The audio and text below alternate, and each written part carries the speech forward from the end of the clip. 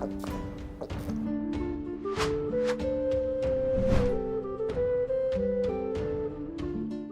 Moin, hallo und herzlich willkommen zu einem neuen Video hier auf meinem Kanal. Heute gibt es hier eine Runde Shakes and Fidget. Die zweite Woche ist angebrochen in unserer Tryhard Challenge. Bis zum Ende des Jahres das Maximum aus diesem Char hier rauszuholen. Die Challenge mit Strider und Bauer geht jetzt in die zweite Woche und wir gucken uns die Statistiken an. Strider hatte wieder alle Tage getrackt. Jeden einzelnen gehen wir durch und dann, was auch am Wochenende als Endresümee rausgekommen ist und ob ich damit zufrieden bin, was man noch optimieren kann. Es gibt nicht viel, ja, denn wir versuchen wirklich alles so gut wie möglich zu timen. Ich stelle mir weiterhin noch die Stadtwachenwecker, ich stelle weiterhin noch Edelsteinminenwecker, so, und ich stelle mir auch, zum Beispiel haben wir jetzt am Wochenende wieder Gold-Event, das heißt, ich hatte auch schon rechtzeitig drauf geachtet, jo, ey, welches Event haben wir jetzt am Start? Und zwar hier am 17.07. findet das Glanzparade des Goldes Event statt, ja. Am 16.07. ja bereits schon auf F9 und das heißt, am 15.07., also heute, muss ich um 14:01 Uhr bereits schon die Goldgrube das letzte Mal abholen, um die dann halt eben am 16.07., wenn das Gold-Event auf F9 dann startet, um 0:01 Uhr direkt dann abzuholen und dort dann auch nochmal um 0:01 Uhr den Timer zu stellen, dass ich das Abholen nicht vergesse, ja. Also es ist wirklich schon sehr viel Aufwand, aber ich möchte halt wirklich schauen, was so geht, wenn wir wirklich alles mitnehmen und wo wir dann am Ende des Jahres halt einfach stehen, ja. Genau, deswegen würde ich sagen, quatschen wir gar nicht lange rum. Wir schauen uns die Daten an. Hier hat Strider einmal alles reingepostet. Und zwar gucken wir erstmal Tag für Tag, wie das Ganze hier so aussieht. Und bevor es jetzt hier so weitergeht, weil beim letzten Mal auch schon die Frage aufkam. Bauer ist ja derjenige, der die letzten Jahre am meisten Skillpunkte pro Jahr gemacht hat. Und viele haben sich gefragt, wie kann das sein, dass Bauer so konstant immer mehr Base-Stats hat als Strider und ich, da wir ja so immer einigermaßen auf einem Level sind, so wie zum Beispiel hier, vom 7. bis zum 8.7. Haben wir jetzt ja auch ungefähr die gleichen Base-Stats gemacht und das ist auch ungefähr auf die zweite Woche, sag ich mal, relativ gleich. Wie kann es dann sein, dass, wenn ich schon mit Wecker spiele, schon mit Timern und so weiter und so fort, alles versuche wirklich das Optimale mitzunehmen, wie kann es dann sein, dass Bauer trotzdem so viel mehr Statpunkte macht? Und ich danke Bauer dafür, dass er da offiziell mal die Frage beantwortet hat. Und zwar war er letztens bei mir im Stream gewesen und hatte dort einen Kommentar geschrieben, den ich unbedingt aufnehmen musste, weil das natürlich die Frage von vielen Leuten beantwortet. Ey, wie schafft das Bauer überhaupt konstant immer so viele Statpunkte zu farmen, obwohl wir wirklich hier viel besser gar nicht mehr spielen können, so, ne? Und zwar hatte er geschrieben gehabt: Moin, ich lease den Greif immer als Ausgleich zu den Kisten, die ich nicht bekomme. Ja, das ist die Antwort, die uns Bauer hier gegeben hat. Also, ja, vielen lieben Dank auf jeden Fall erstmal für die Ehrlichkeit und auch das dann so öffentlich dann auch zu schreiben, das zeugt auf jeden Fall auch erstmal so von Respekt. Aber man muss natürlich auch dazu sagen, dadurch, dass halt Leute wie Bauer und andere auch von anderen Parteien und Spielern gescannt wird regelmäßig, stellen sich natürlich viele die Frage oder vermuten halt auch viele, okay, da muss irgendwo ein Greif im Spiel sein, so, ne? Und ja, also er hat da tatsächlich ein System hinter, das heißt, jedes Mal, wenn er in der Abenteuerlust gewisse Kisten nicht bekommt, liest er den Greifendrachen, um halt eben das Gold, was er dort halt eben nicht bekommen hat, auszugleichen mit den Greifendrachen. Und ich möchte nicht wissen, ich will es eigentlich schon wissen, wie lange das Reittier bei Bauer schon läuft.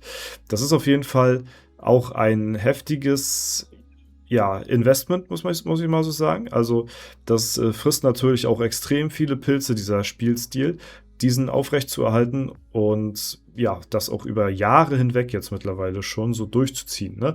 Denn wie gesagt, Bauer ist jetzt nicht nur eben seit gestern und deswegen haben wir ihn ja auch in dieser Challenge mit hierbei, ne? Seit gestern auf Platz 1, sondern schon mehrere Jahre. mit den meistgeskillten Statpunkten so, beziehungsweise halt sehr, sehr weit oben mit dabei. Genau, und das ist halt eben die Antwort und daher spielt er halt eben so, als ob es der perfekte Spielstil wäre, so, dass er immer 2 Kisten bekommt pro Quest. Und wenn das mal nicht sein sollte, dann gleicht er das mit dem Greifen aus. Das heißt, ja, er hat hier immer nahezu den perfekten Tagesabschluss sozusagen gemacht. Ja, dann haben wir hier einmal vom 8. zum 9. Da sehen wir jetzt, hier bin ich gerade auf Platz 1. Ne? Hier sind wir alle relativ gleich. Das heißt, Strider und ich haben wahrscheinlich auch gute Alu gespielt an dem Tag, dass zum Beispiel auch Bauer jetzt hier nicht unbedingt ausgleichen musste. Ich glaube, er macht es auch nicht jeden Tag so. Ne? Vielleicht hat er auch Ausgleichstage mit dabei. Das lässt sich halt eben jetzt über die Tage auch beobachten. Ne? Von 9. bis zum 10. Bin ich ganz knapp hinten. Ne? Das ist hier wirklich immer alles sehr, sehr nah zusammen und ja, das hat nichts damit zu tun, dass ich hier irgendwas verpasst habe, sondern dass an dem Tag einfach meine Abenteuerlust ein wenig schlechter lief als an den anderen. Das sind wirklich Statpunkte hier in der Range. Das kann man auf jeden Fall verschmerzen. Das ist okay für mich. Ja, so, das hatten wir jetzt gerade. Dann gehen wir jetzt mal einmal hier noch runter.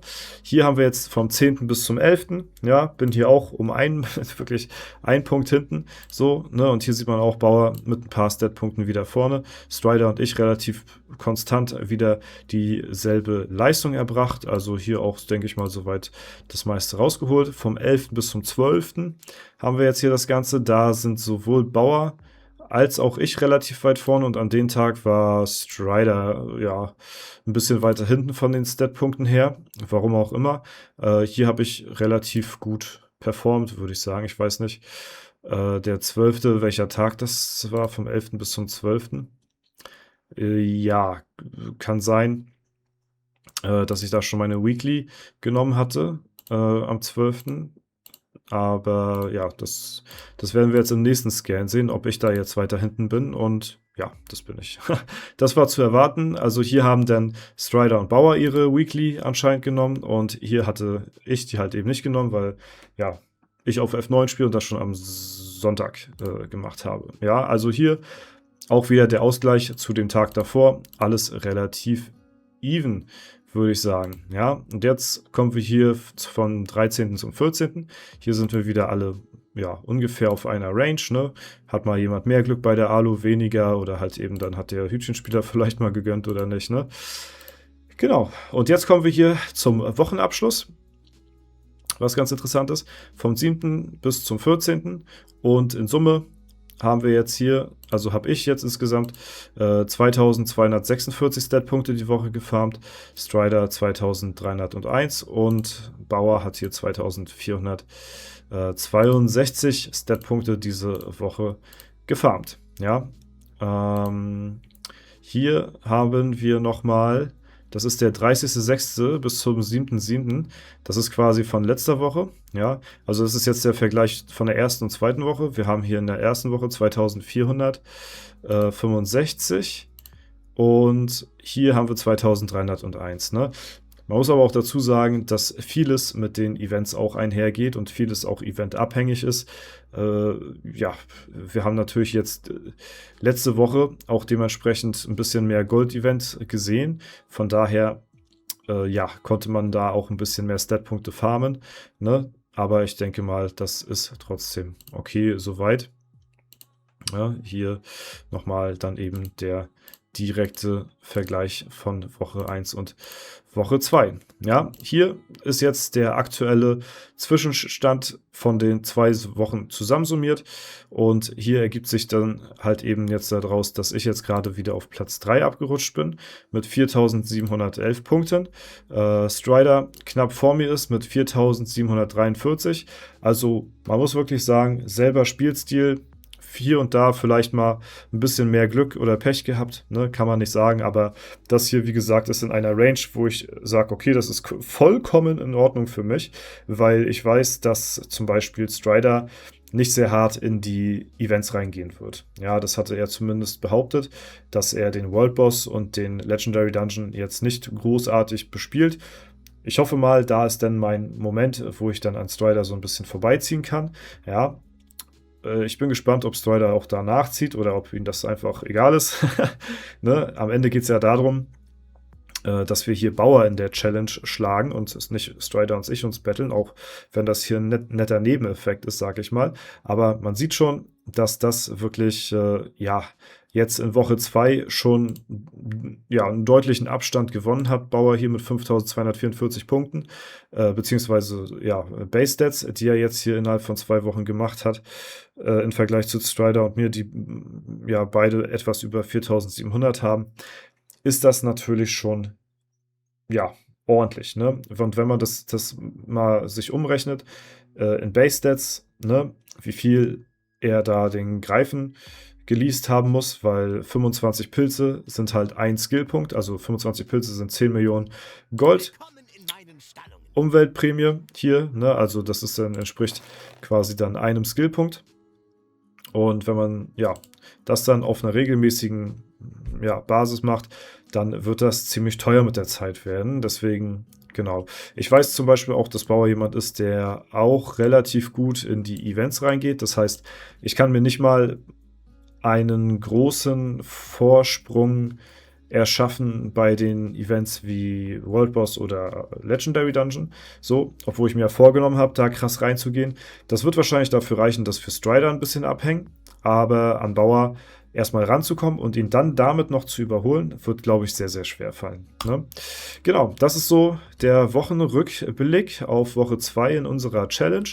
Falls ihr das Ganze auch mittracken wollt, macht das sehr gerne. Ja, schaut euch an, wie viele Stat-Punkte macht ihr am Tag so, an welchem Tag habt ihr wie viele gemacht, vielleicht interessiert das ja den einen oder anderen und können sich dann direkt mit uns hier auch vergleichen.